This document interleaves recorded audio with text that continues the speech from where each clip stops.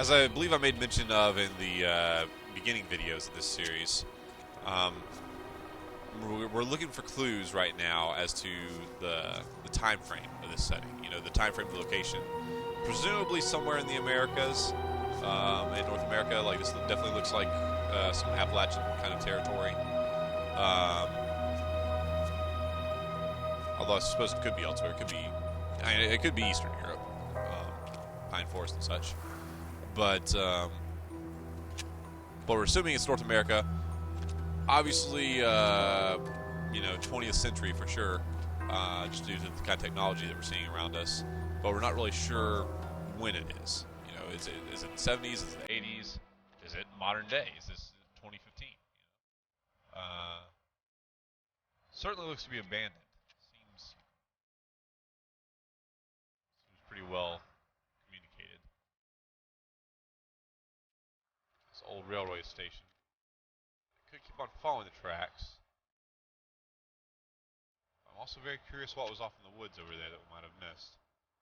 For right now, though, I'm going to take this path, this little dirt road, into the woods. See where that leads us.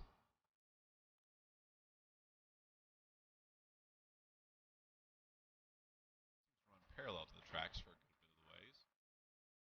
We have what appears to be an old mill house.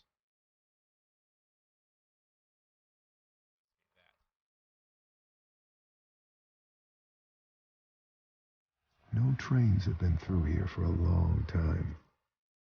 That was part of a pattern. Large pieces of this country were thrown away, doomed to become, and then remain, the worst versions of themselves.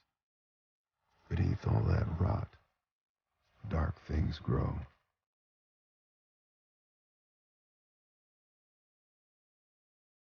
Also, it's unclear what level of realism we're looking at here.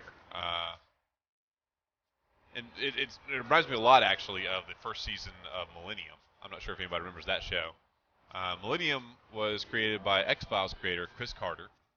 Followed the adventures of a profiler, a forensic profiler named Frank Black. And one of his distinguishing characteristics was he could kind of piece together visions of murder victims or their murderers, and kind of solve crimes that way. And in the first season, it was very ambiguous. Did he have some kind of psychic ability that allowed him to replay these visions, or was he just like a really good psychologist, a predictor of human behavior, so he could see these clues and kind of reconstruct in his mind what had happened? And we're seeing a little bit of that ambiguity here in The Vanishing of Ethan Carter so far. We have these little flashbacks, these visions of clues all around us, and those, they seem to be pretty supernatural. I think the game is definitely saying like this is a supernatural ability this guy has to piece together these clues, to have these visions. But it's not clear if that denotes anything else supernatural in the world. Is this a really unique ability for him to have, or are we inhabiting a world that's populated by ghosts and spirits and things of that nature? We don't know, and the only way to find out is to keep exploring.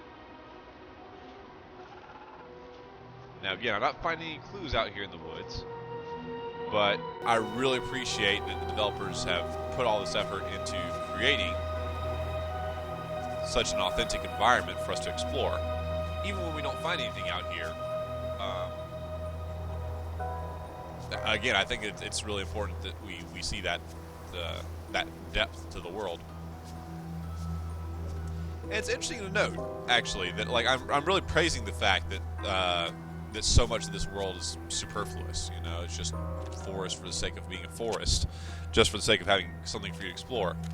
And meanwhile, one of my major criticisms of Dragon Age Inquisition was I felt like there was world just for the sake of having open world, just for the sake of having open world. You know, I didn't think it really served a purpose. I didn't like the fact that so much of my time, like easily, a third, probably 2/3 of my time in Dragon Age Inquisition was spent just faffing about, running around aimlessly on the countryside. I didn't appreciate that.